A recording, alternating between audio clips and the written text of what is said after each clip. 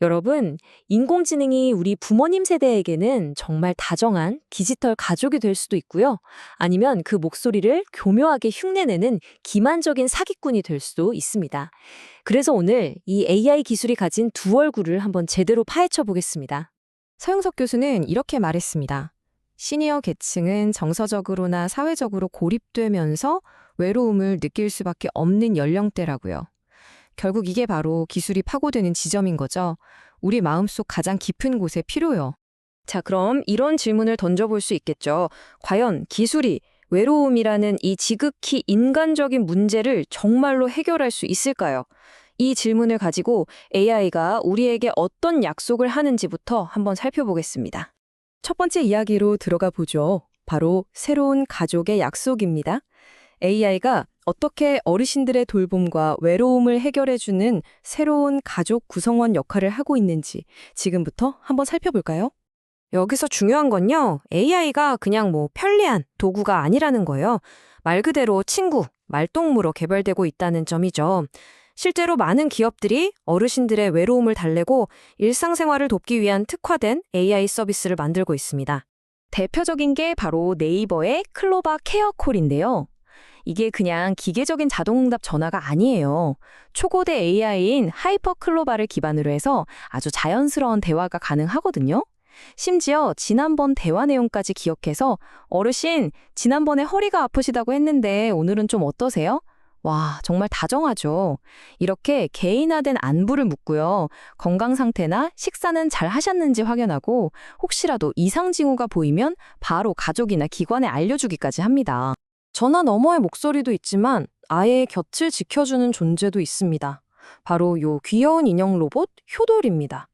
이 로봇은 어르신과 직접 대화를 나누면서 정서적인 지지를 해주고요. 할머니, 약 드실 시간이에요. 이렇게 약 먹을 시간이나 일정을 챙겨주기도 하죠. 만지거나 안아주면서 교감할 수도 있고 위급 상황이 생기면 자동으로 관제센터와 보호자에게 연락해서 안전까지 책임집니다. 자, 이렇게 두 서비스를 나란히 놓고 보니까 그 접근 방식의 차이가 참 흥미롭죠? 클로버 케어콜은 목소리라는 아주 익숙한 방식으로 효돌 로봇은 실제 존재를 통해 어르신들 곁을 지키는 거예요. 그러니까 하나는 보이지 않는 가상의 친구, 다른 하나는 손에 잡히는 진짜 친구, 이런 셈이죠. 그런데 말이죠. 만약에 그토록 익숙하고 다정했던 목소리가 전부 거짓이라면 어떨까요? 이제 두 번째 이야기로 넘어갑니다. 바로 기만자의 목소리죠.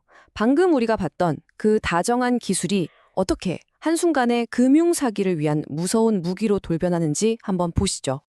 자, 우선 이 사기의 바탕이 되는 기술부터 좀 알아볼게요. 바로 딥페이크라는 겁니다. 인공지능의 핵심 기술인 딥러닝이랑 가짜를 뜻하는 페이크가 합쳐진 말인데요. 말 그대로 AI로 만든 가짜 영상이나 이미지, 오디오를 말하는 거죠. 그중에서도 특히 우리가 주목해야 할 게 바로 이 딥보이스 기술입니다. 특정 사람의 목소리를 AI로 그냥 정말 똑같이 복제하는 기술인데 이게 바로 사랑하는 가족의 목소리를 흉내내는 사기의 핵심 무기가 되는 겁니다. 그럼 이 기술을 이용한 보이스피싱 사기는 어떻게 이루어질까요? 보통 이런 식입니다. 먼저 사기범들이 AI로 자녀 목소리를 복제해요. 그리고 그 목소리로 부모님께 전화를 거는 거죠. 엄마, 나 사고 났어. 급하게 돈이 필요해. 이런 식으로요. 아주 다급한 가짜 위기 상황을 만들어서 판단력을 흐리게 만드는 겁니다. 그리고는 바로 돈을 보내라고 압박하죠. 피해액이요? 전화 단 한 통으로 수백만 원에서 많게는 수천만 원까지 날아갑니다. 이게 정말 무서운 게 어르신들의 자녀에 대한 그 사랑과 걱정하는 마음을 교묘하게 이용하거든요. 그래서 본능적으로 갖고 있던 경계심마저 그냥 무너뜨리게끔 설계됐다는 겁니다. 자, 그렇다면 이런 무서운 위협 앞에서 우리는 어떻게 해야 할까요?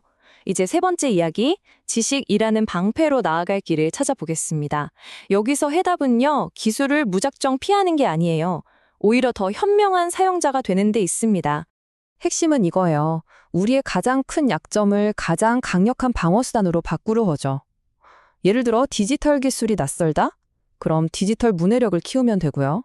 감정에 호소하는 다급한 이야기가 들린다? 그럼 이거 진짜 맞나? 하고 비판적으로 확인하는 습관을 들이는 겁니다. 그러니까 맹목적으로 믿기보다는 현명하게 의심하는 것, 이게 바로 가장 강력한 방패가 되어줄 겁니다. 전문가들이 이구동성으로 강조하는 가장 효과적인 예방법이 있습니다. 바로 이 3단계 규칙인데요. 아주 간단해요. 첫째, 의심하기. 목소리가 아무리 내 아들, 내 딸 같아도 돈을 요구하는 다급한 전화는 일단 의심부터 하세요. 둘째, 전화 끊기. 망설이지 말고 그냥 바로 끊는 겁니다. 대화를 이어갈 필요가 없어요. 그리고 마지막, 가장 중요한 셋째, 확인하기. 원래 알고 있던 가족 번호로 다시 직접 전화를 걸어서 사실인지 아닌지 확인하는 겁니다. 이 간단한 3단계만 기억하셔도 사기를 막을 수 있습니다. 자, 이제 단순히 AI 사기를 막는 수비적인 자세에서 벗어나서 AI를 적극적으로 활용하는 공격적인 자세로 한번 넘어가 보죠. 우리 부모님 세대가 이 강력한 도구의 주인이 되도록 돕는 겁니다. 그럼 AI를 어떻게 하면 잘 쓸 수 있을까요? 비결은 구체적으로 말하기예요. 그냥 여행 계획 짜줘 이렇게 뭉뚱그려서 말하는 대신에요. 이렇게 하는 거죠. 우리 부부 결혼 기념일 여행 계획을 짜주라. 매일매일 뭘 할지 표로 깔끔하게 정리해주고 말투는 아주 따뜻하고 다정하게 해줘. 어떠세요? 이렇게 내가 원하는 것, 상황, 어떤 형식으로 받고 싶은지 심지어 분위기까지 명확하게 알려주면 AI는 정말 놀랍도록 똑똑한 개인 비서가 되어줍니다. 결국 기술은 그냥 도구일 뿐입니다. 그 칼로 맛있는 요리를 할지 아니면 누군가를 해칠지는 사용하는 사람에게 달린 거죠. 마지막으로 이 질문을 던지고 싶습니다. 우리는 사랑하는 우리 부모님들이 이 강력한 도구를 파괴가 아닌 창조를 위해 정말 현명하게 사용할 수 있도록 어떻게 도울 것인가? 이 질문에 대한 답을 찾는 건요, 단지 어르신들만의 몫이 아니라 바로 우리 모두의 책임일 겁니다.